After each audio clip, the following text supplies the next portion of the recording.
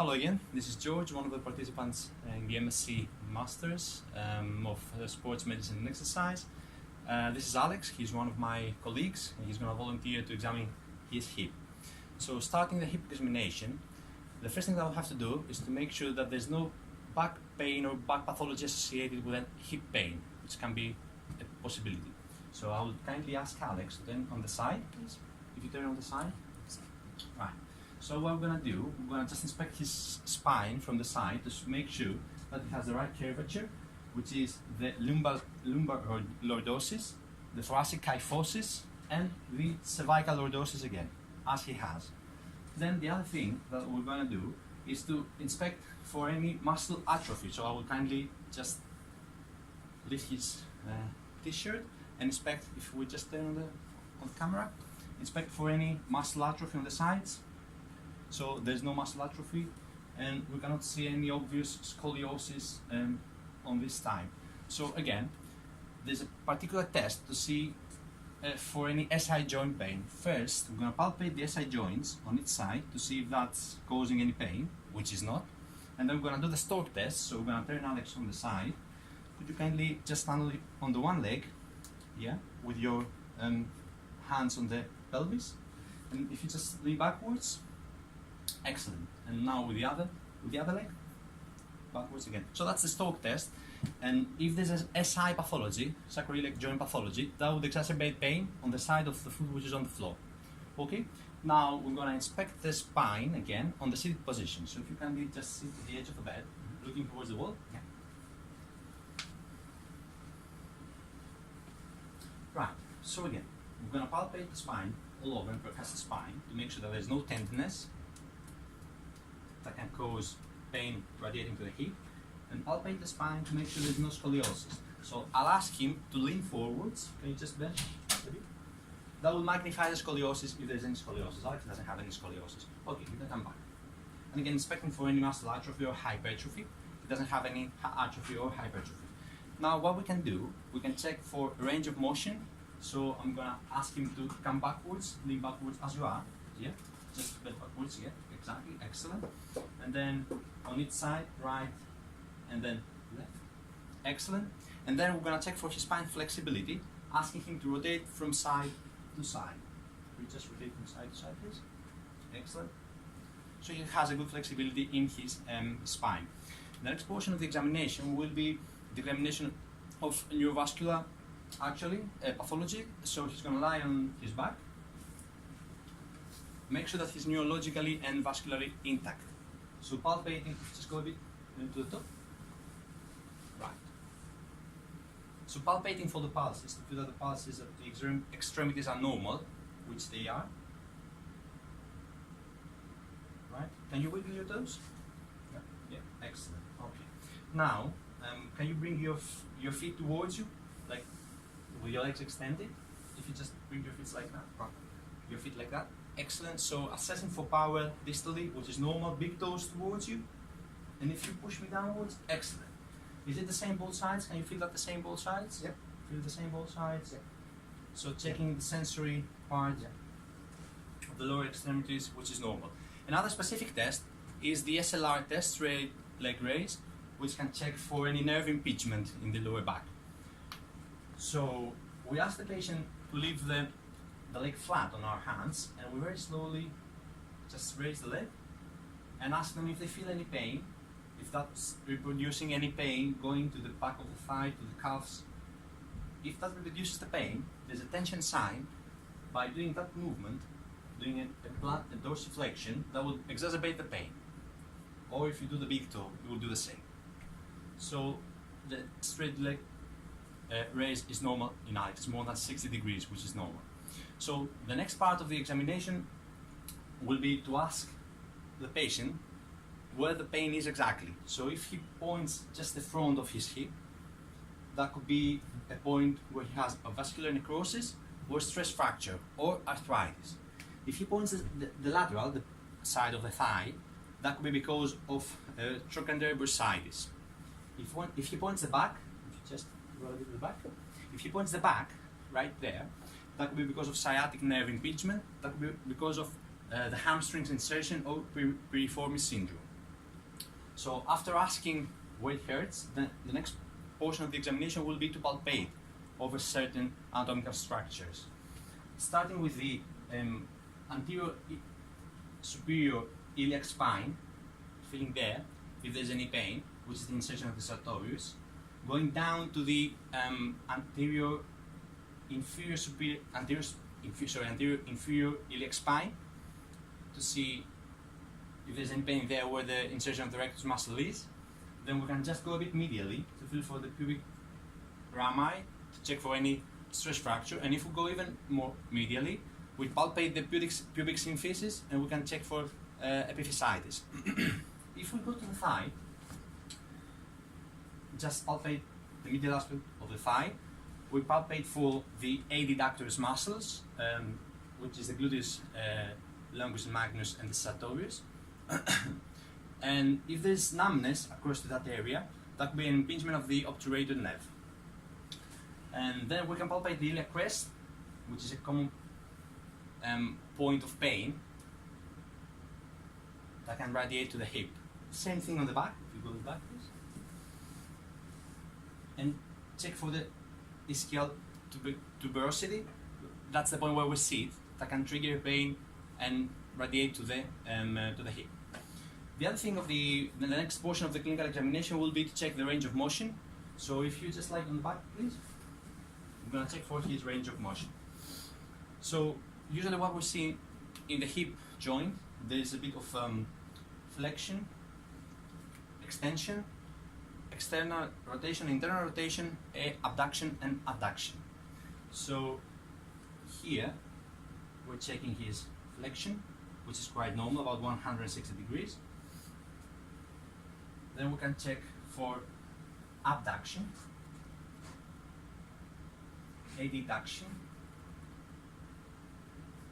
and we can check for internal and external rotation by doing that movement, or to check at the extremes, we can do that for external rotation and that for internal rotation.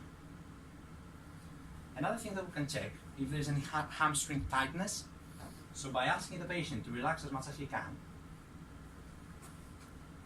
holding his hip flexed with his knee flexed, trying to relax him as much as we can.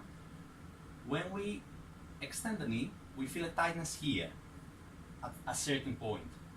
If it happens around there, that's an indication of hamstrings tightness. The next part will be to check for hip flexure contraction. So we'll ask Alex to bring both knees to his tummy, like that, and wrap your arms around your knees. And I'll leave each leg separately, so if you just release your right leg and bring it down, we can see that Alex can touch the bed actually. If there's a flexure contraction, the patient will stop somewhere here. And doing the same thing on the other side, on the left side. So if he had a flexure contraction of his hip, he would stop his movement somewhere there. But we can see that he can put his leg down to the bed. So the next part of the clinical examination will be to check actually the muscles which are around the hip joint. So starting with the leg extended as it is, if you just lift your leg against me as it is. So by doing that, we're checking the quadriceps with the knee extended. If we flex the knee and ask him to bring his knee to his tummy, can you bring your knee to your tummy? We're checking the iliopsoas muscle, which is the flexion of the hip joint.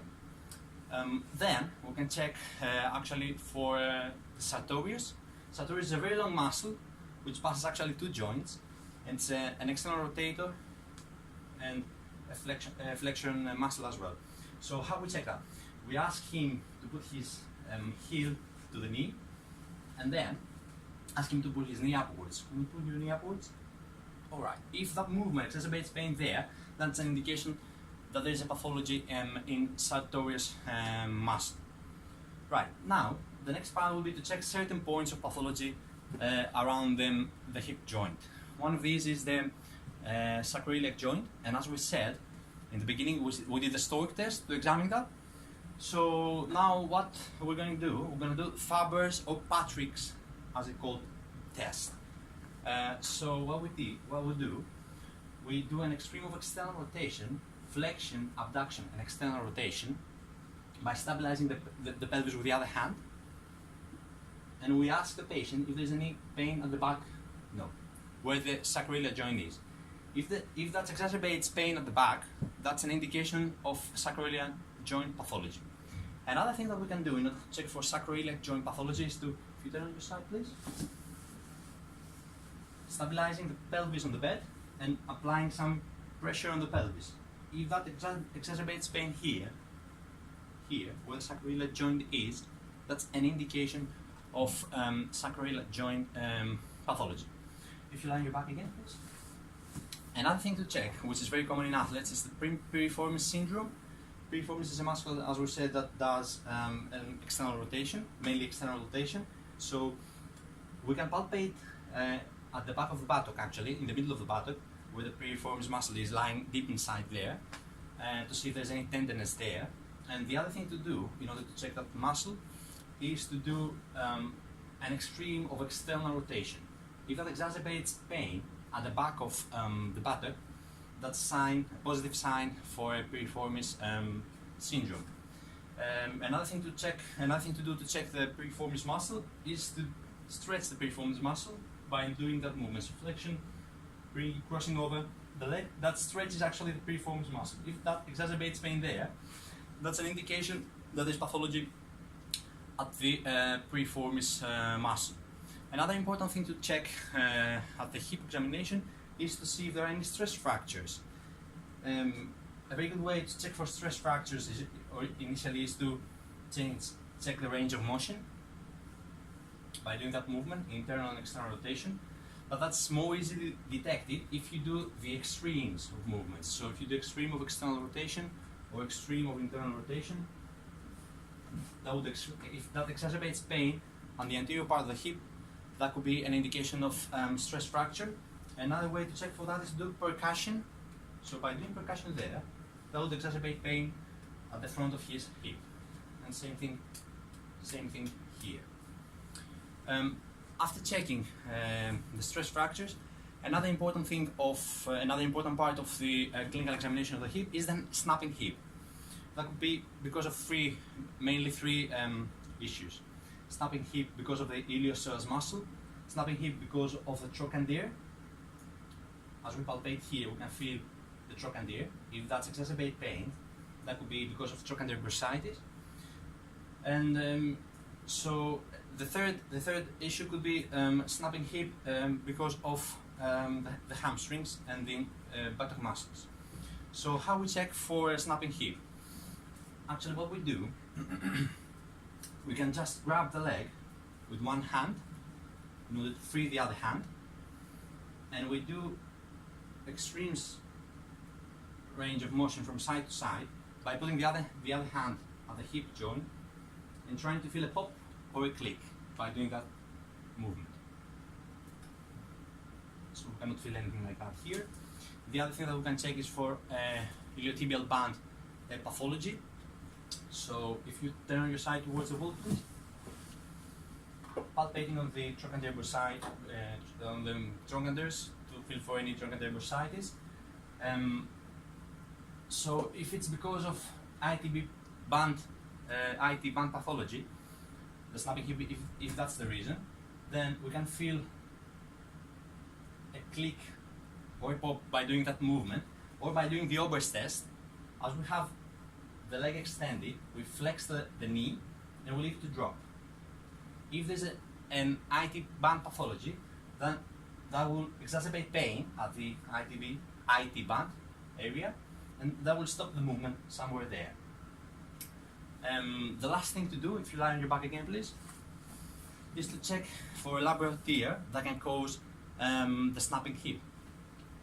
So what we do actually, as we did before, by holding the leg like that, putting the hand on the joint, trying to feel the pop or the click sound by doing external and internal rotation, trying actually to impinge the labrals into the socket joint. And we can check for sartorius related snapping hip, which happens if the patient does that movement from the external rotation, internal rotation, and adduction. that's the iliopsoas snapping hip, the iliopsoas snapping hip, from external rotation to internal rotation and adduction.